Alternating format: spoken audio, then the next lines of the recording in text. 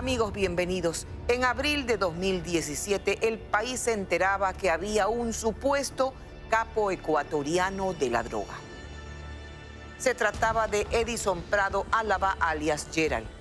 Medios colombianos afirmaron que montó en menos de una década toda una estructura para mover toneladas de droga desde Ecuador. Este reportaje revela una versión no contada sobre la vida del narcotraficante, quien fue extraditado a los Estados Unidos.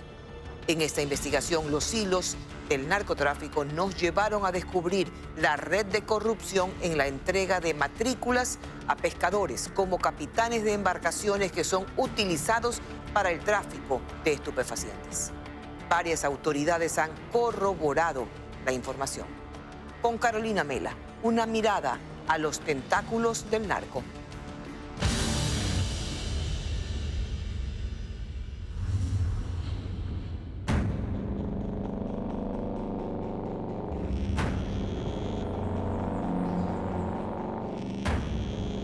Fue el 12 de abril de 2017. América Latina se enteraba que había un nuevo capo de la droga. La policía de Colombia y la agencia antidrogas de Estados Unidos estaban en la búsqueda de los cabecillas de una organización que operaba a nivel internacional. Un narcotraficante calificado por la policía colombiana casi tan poderoso como el narcoterrorista Pablo Escobar, pero sin tanta exposición pública. Para el país era un golpe más duro.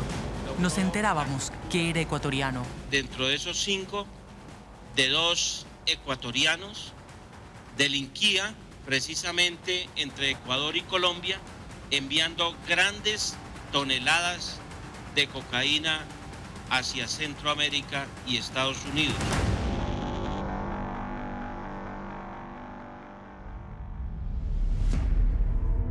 Su captura se dio bajo el operativo denominado Sol Naciente, del que la policía ecuatoriana por seguridad poco habló en su momento, y más bien se le atribuyeron todas las investigaciones y pericias a la policía colombiana y a la Administración para el Control de Drogas de los Estados Unidos, DEA.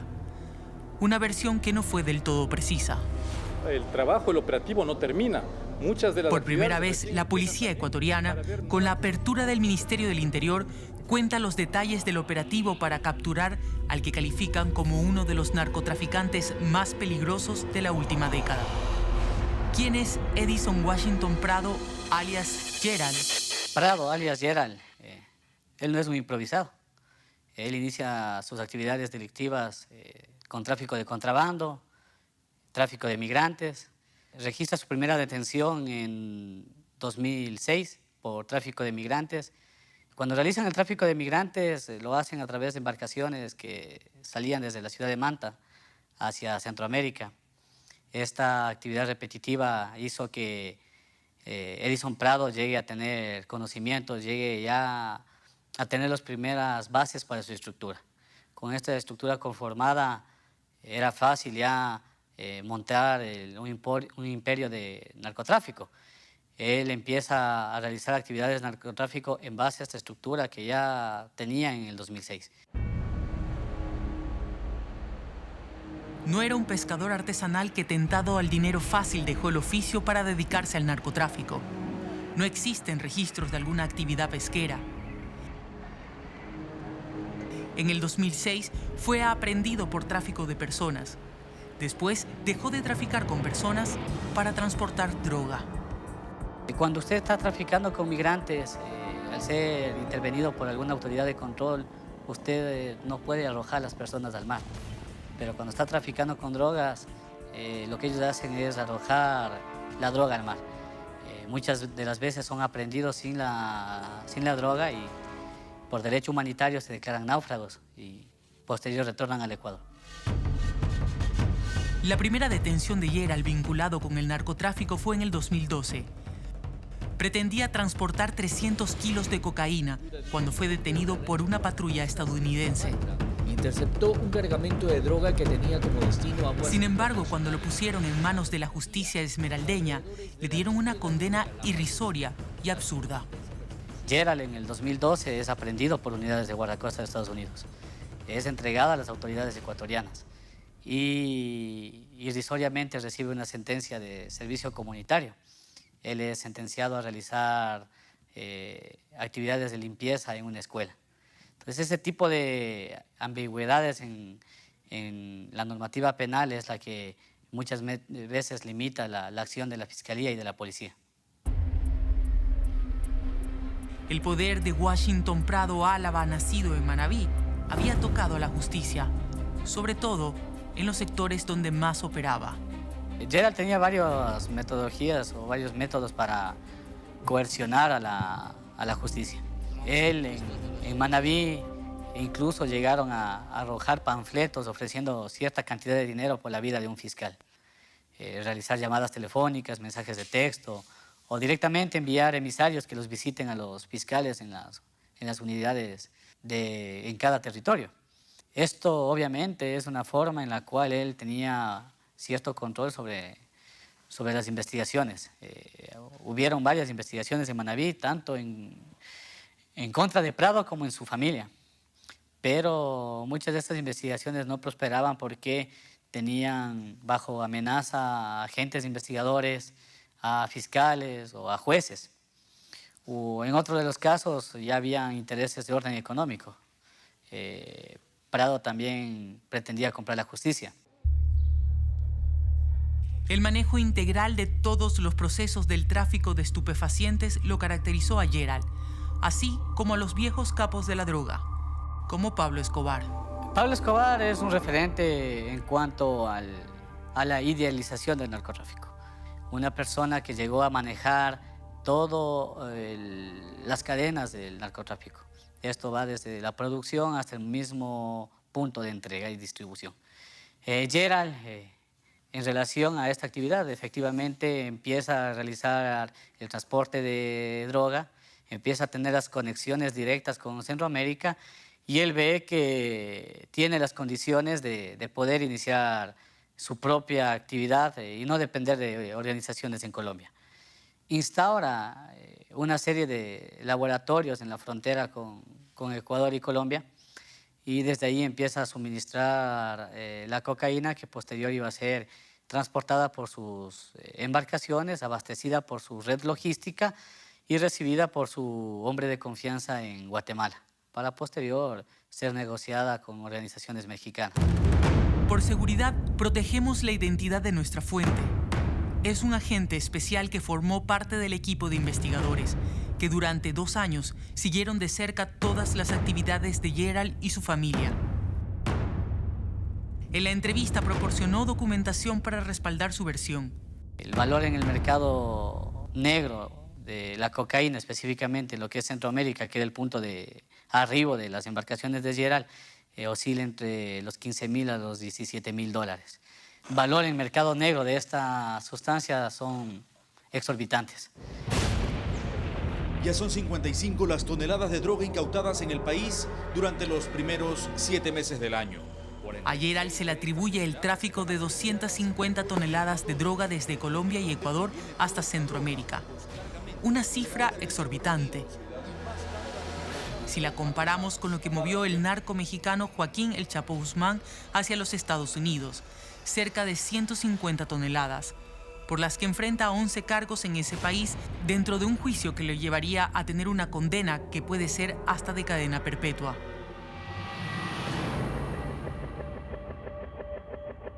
El ecuatoriano hacía el traspaso de la droga desde alta mar, lo que significa, de acuerdo a los números que maneja el Ministerio del Interior, que Gerald habría movido alrededor de $4.000 millones en menos de 8 años, solo traficando con cocaína. A diferencia del Chapo, Gerald es parte de lo que se denomina organización delictiva, es decir, que provee droga a los grandes cárteles mexicanos.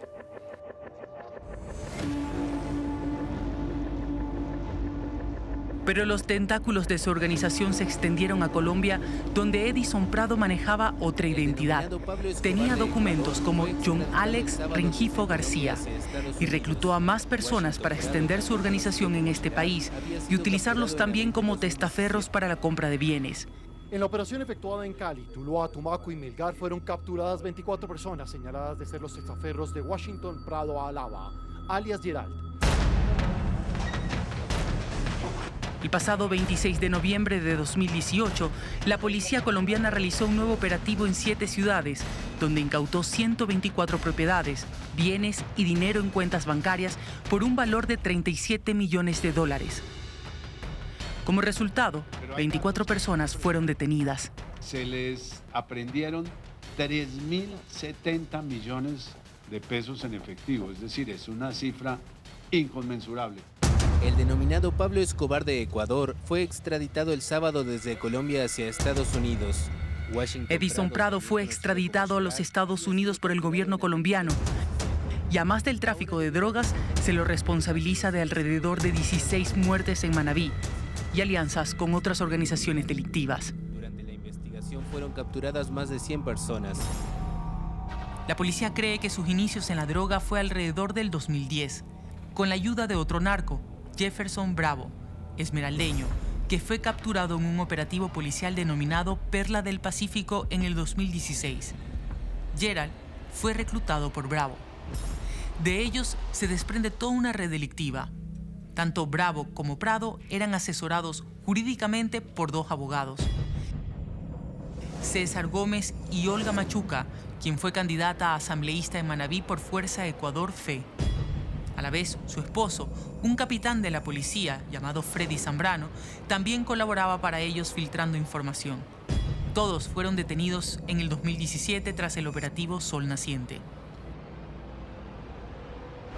En los puestos claves, Gerald colocó a personas de su extrema confianza, sus 3 hermanos. Betsy, quien está prófuga de la justicia. Wilton, que enfrenta una pena por enriquecimiento ilícito. Y Manuel, abatido en el 2017 por otras organizaciones delictivas de Cali, justo después de que capturaron a Gerald. Manuel Prado trató de tomar el control de los negocios del hermano, pero no lo consiguió. Los 3 hermanos se encargaban de los ajustes de cuenta a través de un grupo de sicarios.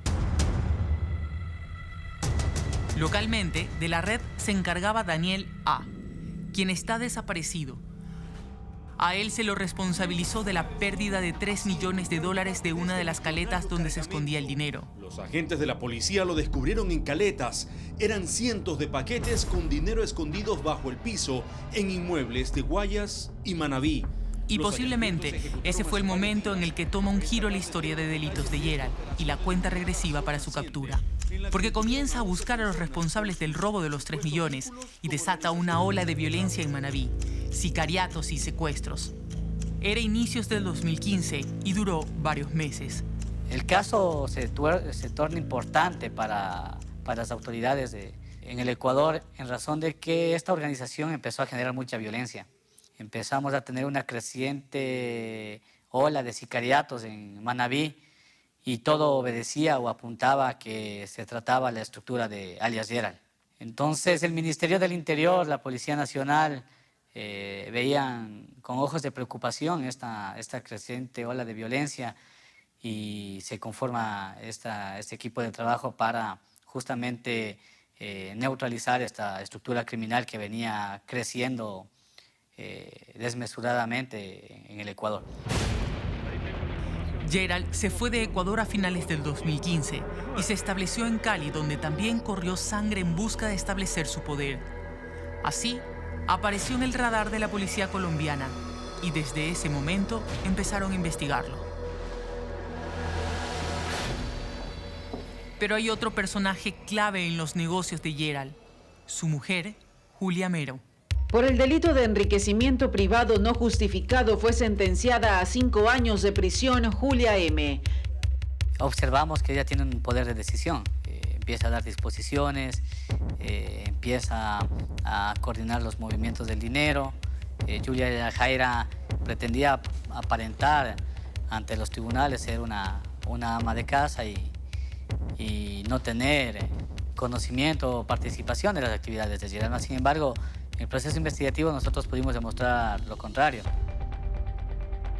La operación fue una operación regional.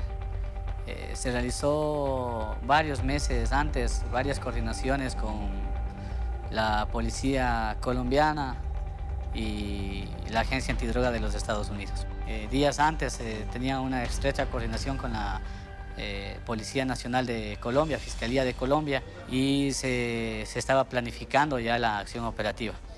Esa semana de abril del 2017 era una semana de feriado, me parece Semana Santa, entonces Prado decide viajar a Colombia, él se va por Tumaco. Nosotros estábamos al pendiente de los movimientos que este ciudadano hacía y de los movimientos que realizaba su esposa. Cuando Colombia ya nos confirma la detención de Edison Prado, inmediatamente nosotros ejecutamos la operación aquí en el Ecuador. Nuestra operación estaba centrada en detener a las personas que eran el círculo de seguridad de Edison Prado. Edison Prado contaba con un círculo de seguridad, directamente estaba custodiado por dos ciudadanos que registran antecedentes de haber pertenecido a grupos criminales en Manabí. Teníamos clara la misión, sabíamos que debemos buscar el dinero que Prado había movido desde Cali hacia el Ecuador y empezamos a trabajar con perros detectores de papel moneda. Durante el operativo Sol Naciente, que se ejecutó entre el 12 y 13 de abril de 2017, se encontraron enterrados en Caleta 17 millones de dólares y se incautaron alrededor de 23 propiedades valoradas en 8 millones de dólares. Antes del aparecimiento del Código Orgánico Integral Penal, teníamos una ley de antidrogas. Todo un cuerpo legal orientado a luchar contra las drogas, a normar los procedimientos en cuanto a las investigaciones de droga. Y con el aparecimiento del Código Orgánico Integral Penal, si bien es cierto, nos da muchas herramientas, nos faculta muchas herramientas investigativas, pero también abre muchas posibilidades a estas organizaciones. En el COIP, sobre materia de narcotráfico, solo contamos con 2 artículos. Esto de las sentencias reducidas o mínimas, este caso no es un caso que se mire solo con los ojos de la justicia ecuatoriana. Este caso es un caso de carácter regional. Cuando iniciamos las investigaciones en contra de Prado, se las inició por actividades de narcotráfico. Todos los investigados se acogieron a un procedimiento abreviado, asumieron la culpa, asumieron lo que la Fiscalía les imputaba y recibieron sentencias mínimas en beneficio de haber asumido este procedimiento. Entonces vemos que efectivamente existe la permisividad, existe un cierto grado de flexibilidad en cuanto a la normativa penal vigente. Gerald está detenido en una cárcel de los Estados Unidos en espera del juicio, por el que podría recibir cadena perpetua. Mientras tanto, en Ecuador, los detenidos, entre ellos su mujer, fueron procesados por enriquecimiento ilícito. Se acogieron al procedimiento abreviado declarándose culpables y la justicia les dio la sentencia mínima de 5 años.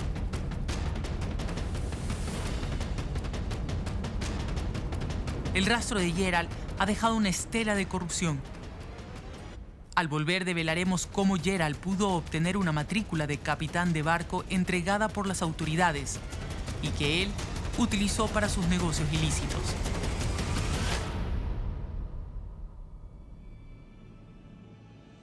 Siga con nosotros. Continuaremos con esta investigación sobre los tentáculos del narcotráfico. Esto es Ecuavisa y su Visión 360, 5ª temporada.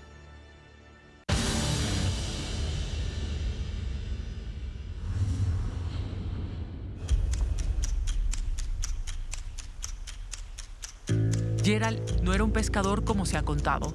Sus padres registran actividad pesquera, sin embargo, él no estuvo involucrado directamente en este mundo. Aprovechó vivir a orillas del mar para desde muy joven dedicarse a ilícitos como el tráfico de migrantes.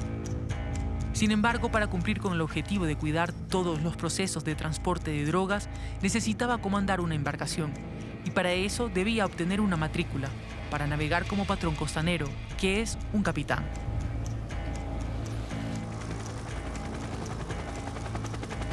Así los hilos del narcotráfico nos llevó a otra red de corrupción, la emisión de matrículas irregulares. Entendamos cómo funciona. Para conseguir esa especialidad se requiere de ascensos de jerarquías y mucho tiempo en el mar. Para que un marino llegue a tener la especialidad de patrón costanero, debe ascender a marinero de primera de puente o timonel, y de ahí a patrón costanero. Además, requieren cumplir con alrededor de 8 cursos sobre destrezas en el mar, que en Ecuador solo los imparte la Escuela de la Marina Mercante, ESMENA. Estos cursos pueden tomar menos de 1 año, dependiendo de la oferta académica de la ESMENA, pero el requisito que toma más tiempo es el de la práctica en el mar. Según la especialidad, si es para trabajar en buque pesquero o alto bordo, para llegar a ser patrón costanero, todo pescador debe cumplir con alrededor de 7 años de embarque efectivo. Es decir, se cuenta solo el tiempo que están en alta mar, así que se necesitarían casi 10 años llegar a ese título. Gerald consiguió ser patrón costanero en 6 meses, sin tener los ascensos, con apenas 360 días de navegación de los 2.500 que necesitaba. Solo tiene los cursos y todos los realizó en España, según consta en los registros de la Dirección de Espacios Acuáticos DIRNEA. Solicitamos una entrevista con un vocero de esta institución, pero no hubo 1 ni 2, hubo 12. ¿Es posible pasar de un pescador a patrón costanero en 6 meses? Acorde con nuestra legislación interna, no lo podemos hacer. Acorde con las legislaciones de otros estados, habría que analizar cuál es la legislación propia de los otros estados, cuáles son las reglas de bandera de cada uno de estos estados, para que podamos dar una respuesta 100% certera. Averiguamos la legislación española y los requisitos son muy parecidos a los nuestros. Y tiene lógica, porque todos los países que comparten mar están bajo los estándares de la Organización Marítima Internacional, OMI, que articula las mismas políticas para todos. ¿Cómo logró Gerald el título de patrón costanero? Son las respuestas que buscamos. Pero ni en la Capitanía de Manta, que era la ciudad desde donde zarpaba Gerald, ni en la DIRNEA, que es la máxima autoridad en estos temas, tienen los documentos que respalden el título de patrón costanero. Y no solo de él. Visión 360 ha podido corroborar que más de 300 pescadores han obtenido matrícula de patrón costanero y de patrón de altura, que es un grado superior, de manera irregular. Me dice que la matrícula que tiene Gerald, los documentos que me imagino debió haber traído impresos, ¿eso se encuentra en algún sitio, un archivo de la DIRNEA? Los documentos que tengo entendido se presentaron en este momento, en este caso específico, la autoridad que tenía esa competencia debe contar con los archivos correspondientes. Muchos de ellos no tienen un solo curso de los que exige la ley. No tienen las horas de navegación necesarias. Hay información alterada como las fechas de emisión de las matrículas, que según el sistema en algunos casos fueron emitidas en el 2019 o 2020, es decir, en el futuro, lo que resulta imposible. Encontramos también que alrededor de 60 pescadores tienen títulos otorgados supuestamente en España. Y no solo eso, más de 15 pescadores tienen antecedentes penales, sobre todo por narcotráfico. Aunque esto no quiere decir que todos los pescadores están involucrados en problemas de drogas. Para quienes sí se dedican a la pesca, navegar con un título de patrón costanero significa percibir hasta 8 veces más ingresos por cada faena. Hay que mencionar que esta competencia estuvo delegada a otra entidad en años anteriores. ¿A qué entidad? Al Ministerio de Transportes y Obras Públicas. A la Subsecretaría a través de la Subsecretaría de Puertos y Transporte Marítimo y Fluvial. En el año 2012, el expresidente Rafael Correa, mediante un decreto que mandaba modernizar los servicios del Estado, cambió las competencias de la emisión de matrículas de gente de mar, de la Armada a la Subsecretaría de Puertos, es decir, a los civiles. Lo que nunca se logró acordar en el proceso de coordinación interinstitucional fue la transferencia definitiva del sistema de información, de la base de datos que registra a toda la gente de mar y de puertos, que estaba bajo la administración de la Armada, de las Fuerzas Armadas, pero nunca pasó su administración a la Subsecretaría de Puertos.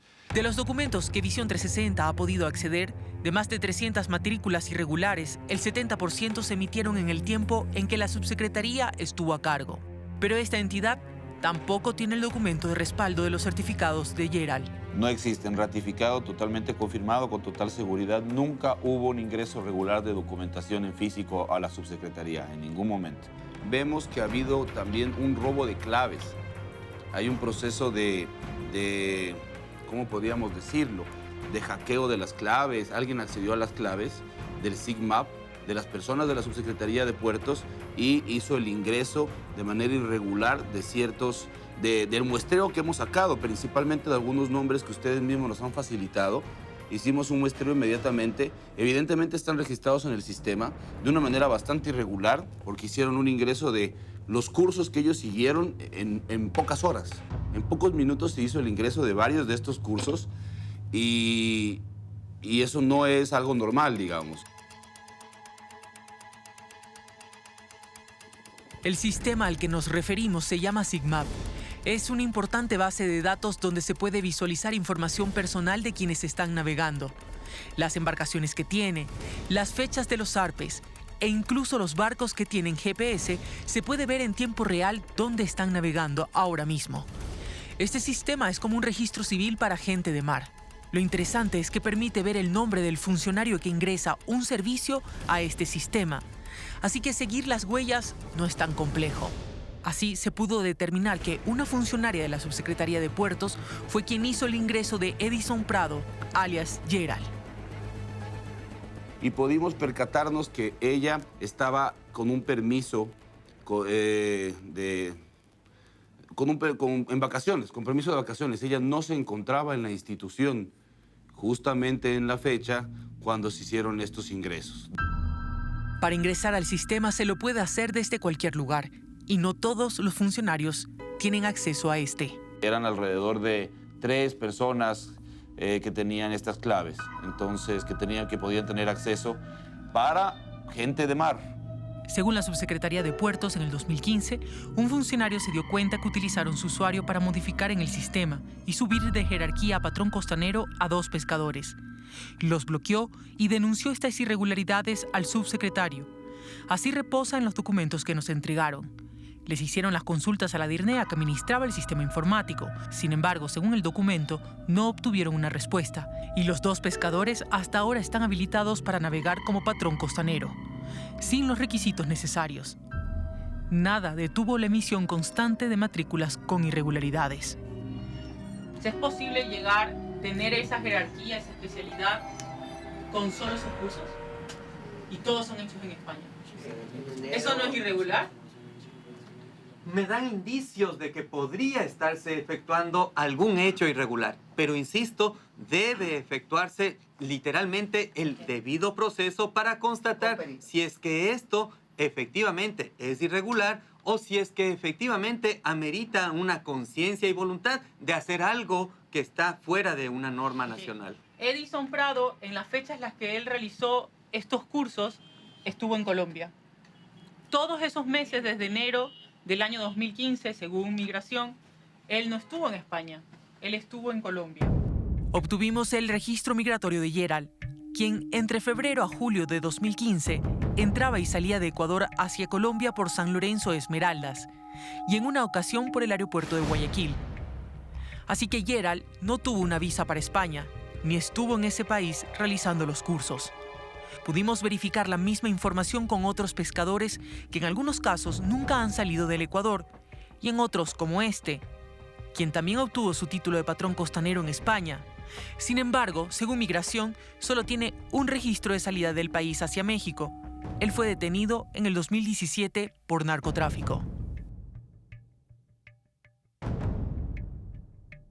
Pero nuestra pregunta a las autoridades de cómo cientos de pescadores, incluido el mayor narcotraficante de América Latina, obtuvieron matrículas de capitanes de embarcación, ha tenido respuestas variadas, desde hackeo al sistema, ingresos no autorizados de terceros o la presunción de inocencia.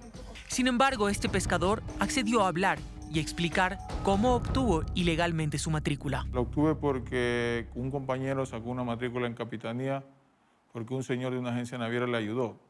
Entonces, por medio de mi amigo, pude llegar a esta agencia y ellos me pudieron sacar mis documentos. Normalmente la agencia naviera trabaja con lo que es capitanía.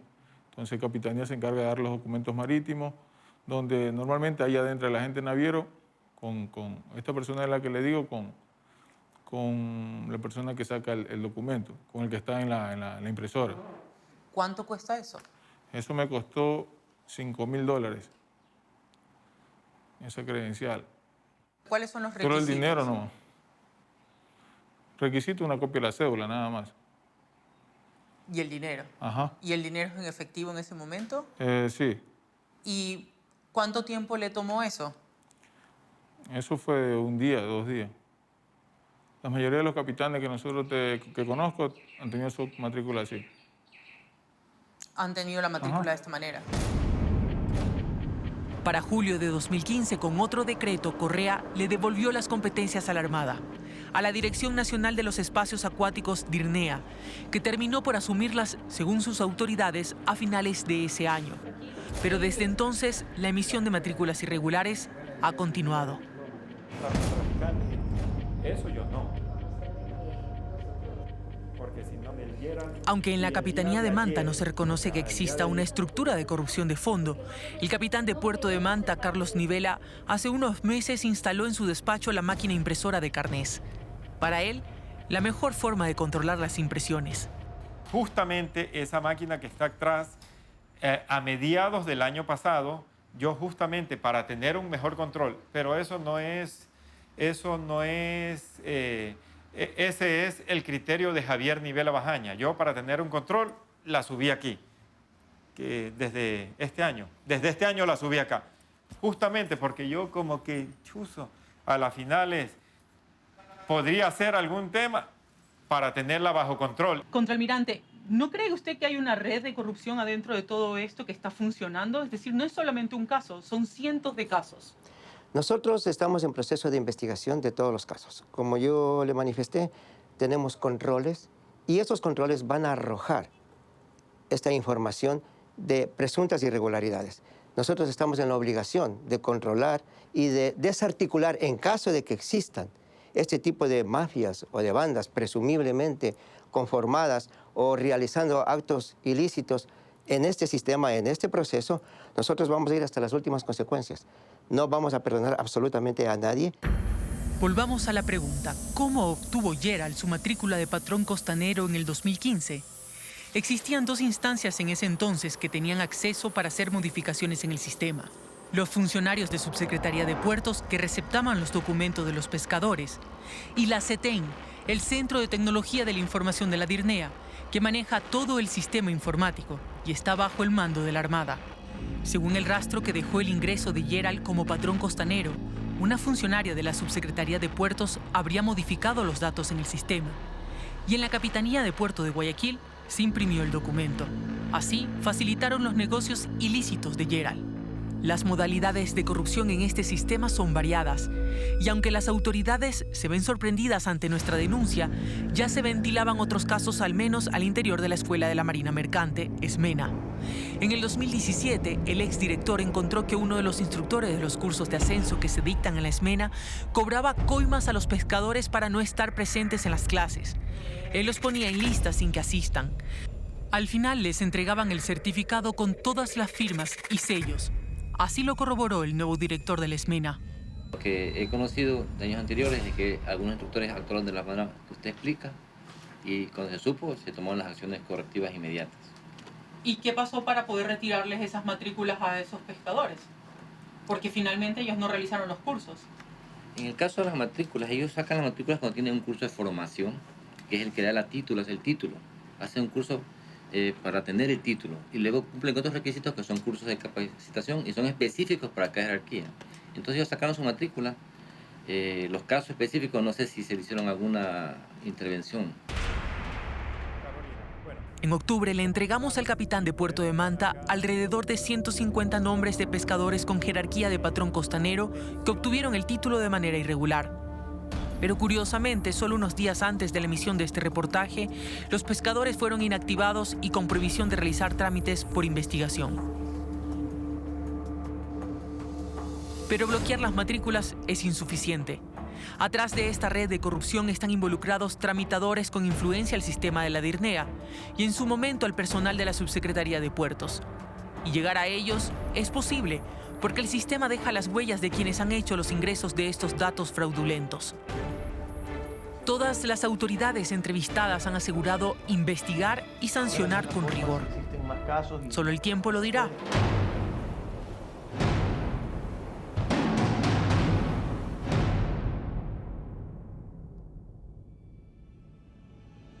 Esto es Ecoavisa y su Visión 360, haciendo periodismo comprometido con la verdad.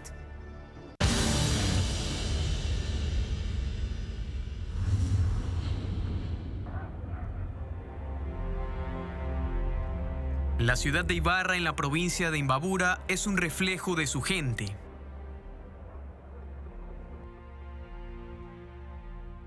Cálida como su clima y calma como las aguas de su corazón, la laguna de Yaguarcocha.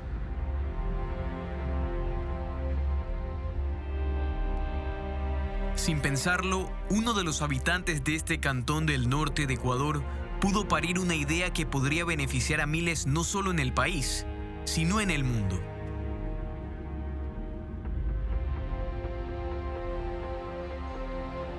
Sebastián Arroyo es un ingeniero industrial de 28 años. En la incertidumbre de la vida adulta, este ibarreño decidió emprender ante la falta de oportunidades laborales. Junto a su grupo de amigos de toda la vida, decidió crear un dispositivo que ayude a mejorar el diario vivir de las personas con discapacidad. La discapacidad a la que nosotros estamos enfocados en brindar soluciones es a la discapacidad de extremidades superiores, que no tengan articulación. Quiere decir que su nivel de discapacidad sea sobre codo.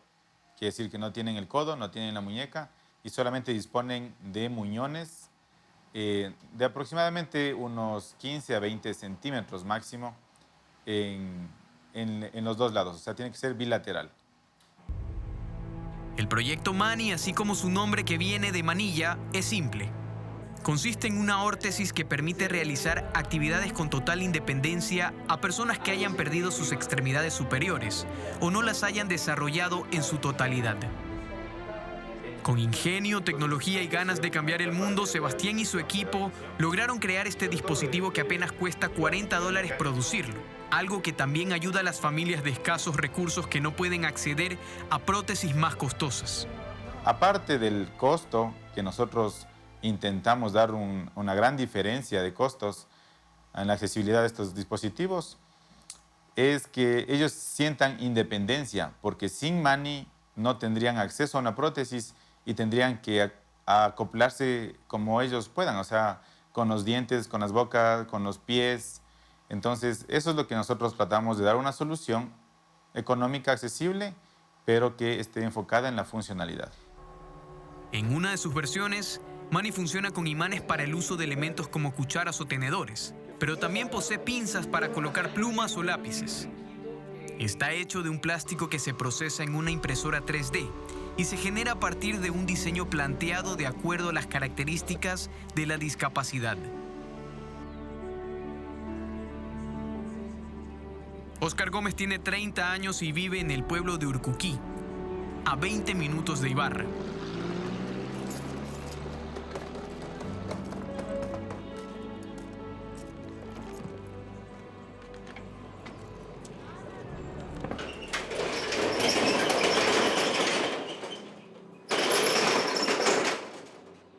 Todos los días atiende su local de ropa.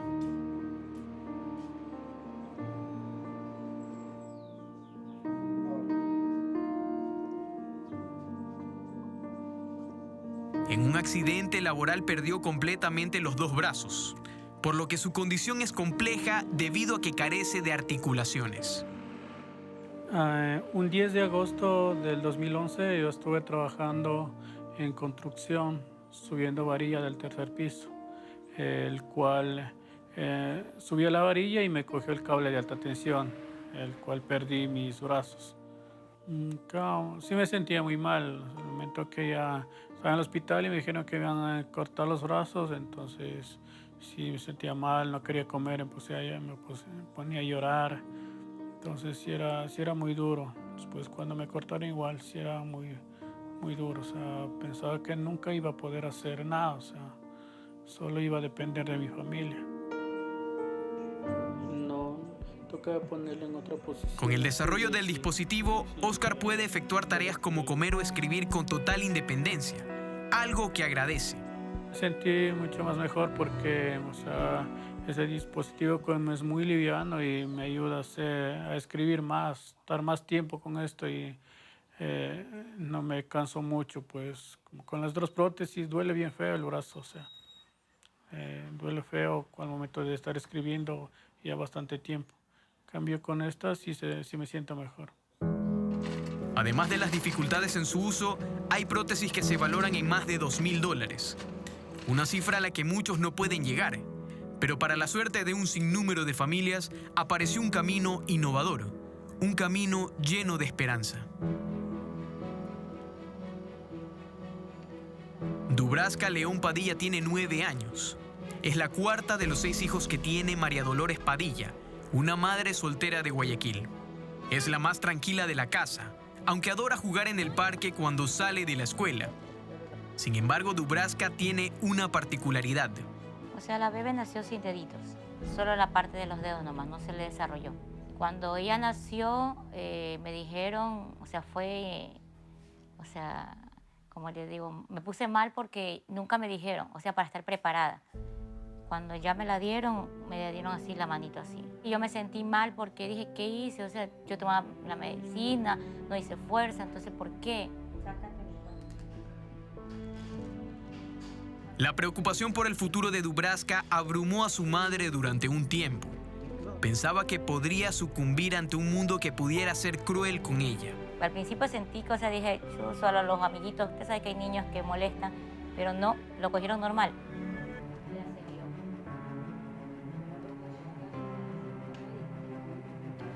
Tal como lo describe María Dolores, Dubraska siempre tuvo curiosidad de por qué le faltaba una mano, pero siendo muy joven, supo enfrentarse ante la adversidad. Pero como ella nació así, ella siempre lo hizo normal con la otra mano. No le afectó en nada, pero ella sí me preguntaba por la manito, ¿dónde estaba? Entonces nosotros decíamos que Diosito la tenía guardada y que en cualquier momento le enviaba. Gracias a la tecnología de impresiones en 3D, se pudo adaptar la herramienta para Dubraska y mejorar su calidad de vida. Ahora ella puede agarrar objetos sin mucha dificultad. Hoy, ella espera seguir disfrutando con completa normalidad de los días de clases y las tardes de juego.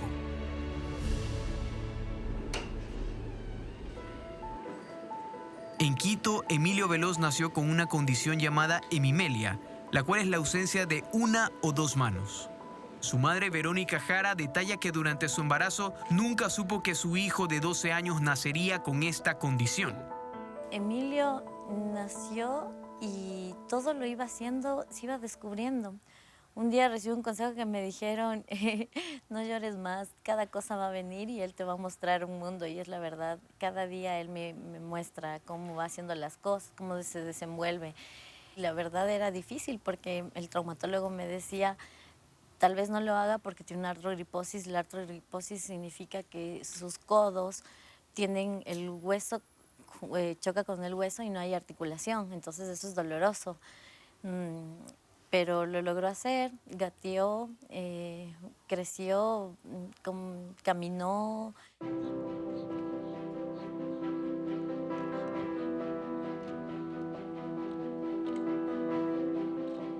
A pesar de que Verónica describe a su hijo como un descubridor por excelencia, la aplicación del dispositivo en su día a día mejoró sustancialmente el desempeño de Emilio en muchas actividades.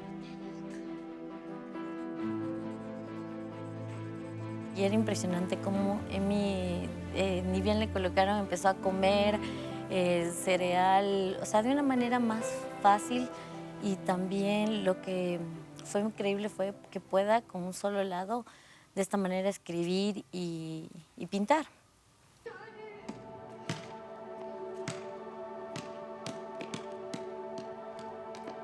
A pesar de llenarla de orgullo en cada actividad en la que Emilio se desenvuelve, ya sea jugando o pintando, Verónica destaca cuál es su principal atributo y todo lo que puede lograr gracias a él.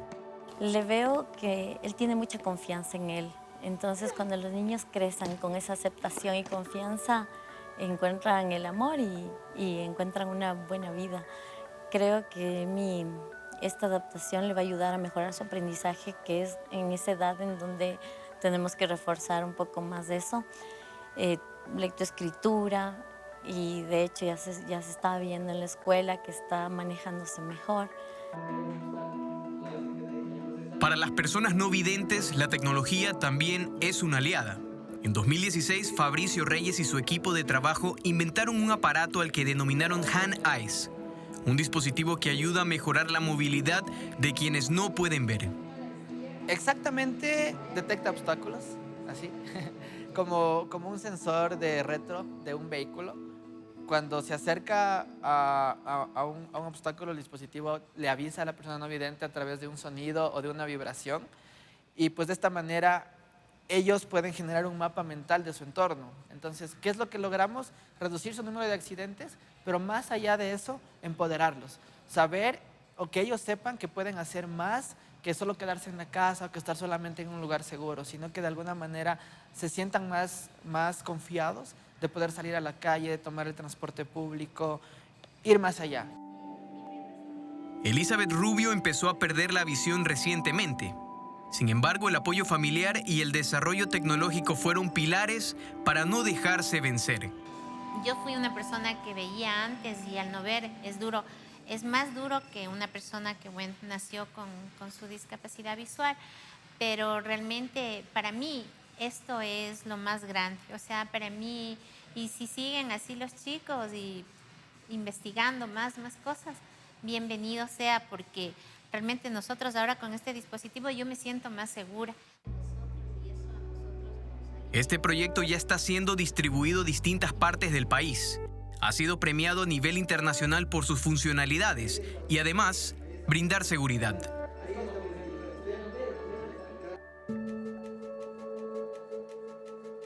El proyecto de Arroyo está en las finales de un concurso a nivel continental como Mejor Invención de 2018. Espera que en caso de ganar, Mani despegue para que llegue a todos los rincones de Ecuador y, ¿por qué no, el mundo?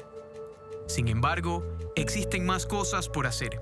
Hay diferentes dispositivos, pero no son lo suficientemente eficaces para solucionar los problemas. Las personas con discapacidad son 66 millones en toda Latinoamérica y nosotros apenas estamos solucionando 2 o 3 problemas que ellos enfrentan todos los días.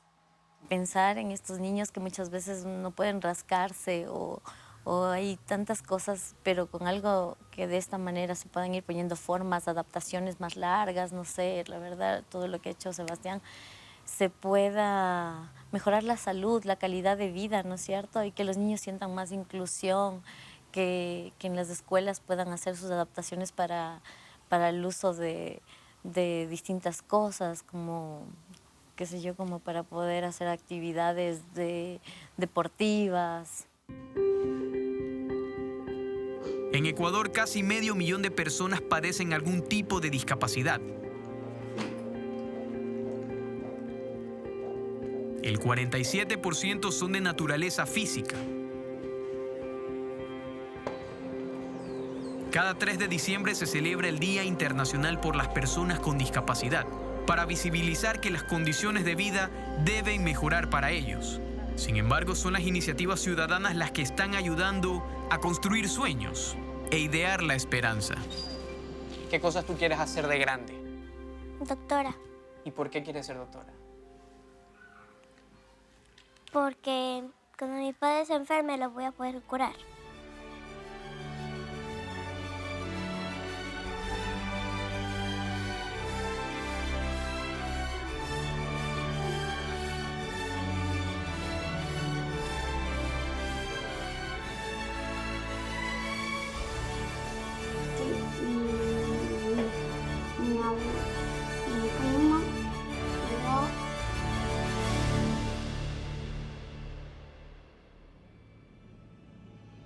El equipo de Visión 360 continúa en sus labores de investigación y producción para llevarles un periodismo de alta calidad.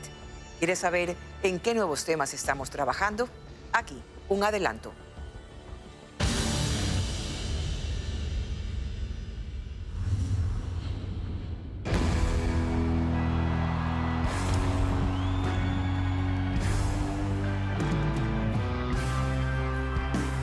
El mundo entero lo conoce por su música.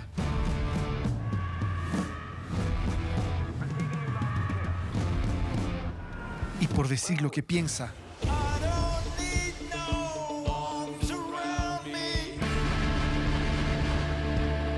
Sin pelos en la lengua. Is the law for everybody, or is it only to protect the tyranny of the corporations? Su visita a Ecuador para apoyar a las comunidades indígenas afectadas por la contaminación petrolera dio mucho que hablar. Hay quienes lo admiran y quienes lo critican. There are trolls out there. Somebody said this to me yesterday or something, who say, why doesn't he contribute money? I do. I just don't shout about it. I contribute a lot of money to lots of things, lots and lots of causes. But, you know, but I don't know, anyway, fuck them. Roger Waters, el petróleo, los indígenas, la tierra, la gran corporación, la sentencia en disputa, la contaminación eterna. Casi no hay precedente en la historia del mundo para que gente indígena, gente colona, gente sin plata de un país como Ecuador han ganado un caso legal sobre uno de los grandes petroleras, los más poderosos petroleras en el mundo. Muy pronto en Visión 360.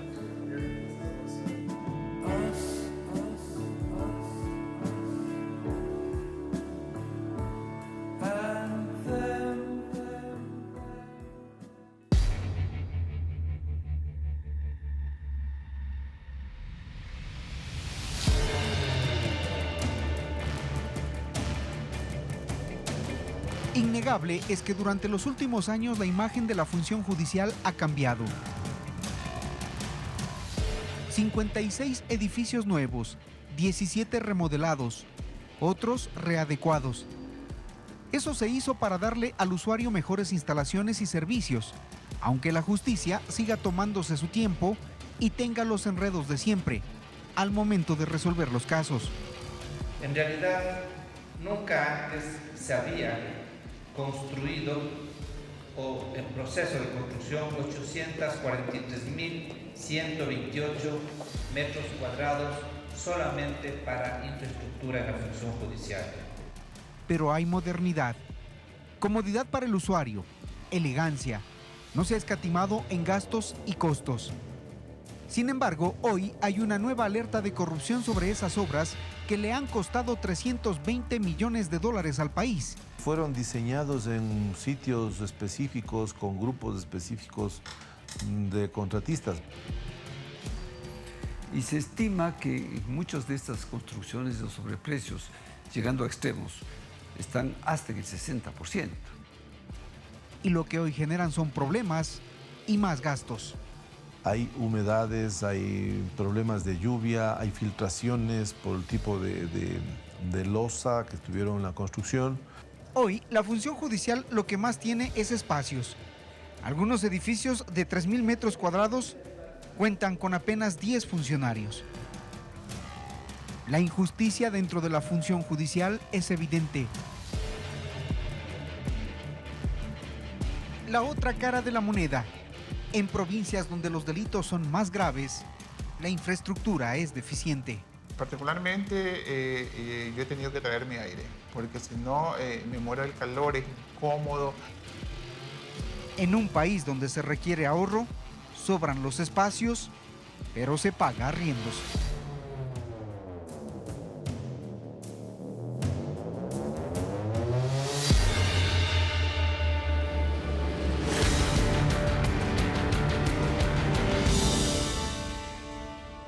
Gracias por acompañarnos cada domingo, dando valía a este derecho humano que es la información.